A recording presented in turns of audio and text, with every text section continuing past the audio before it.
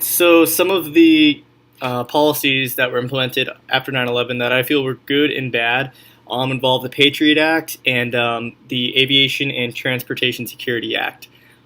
So the Aviation and Transportation Security Act, I definitely felt like that was a good move.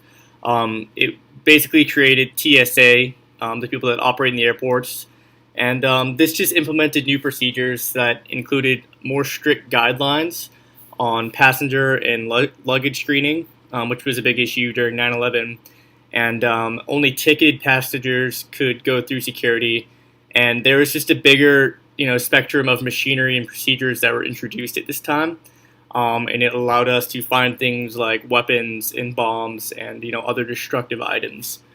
Um, there were a bunch of new threats that were discovered after 9/11 because we implemented those new procedures with those policies.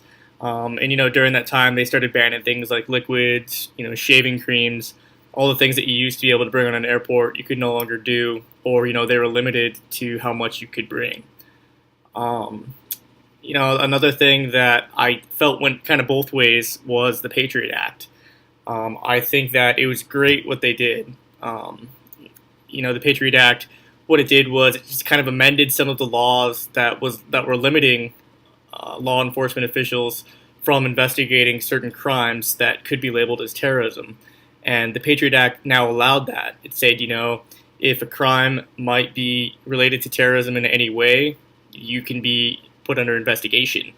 But however, there was a downside to this. I love the law, I love that act, but I feel like it has a lot of issues that take place in civil liberties and question our privacy.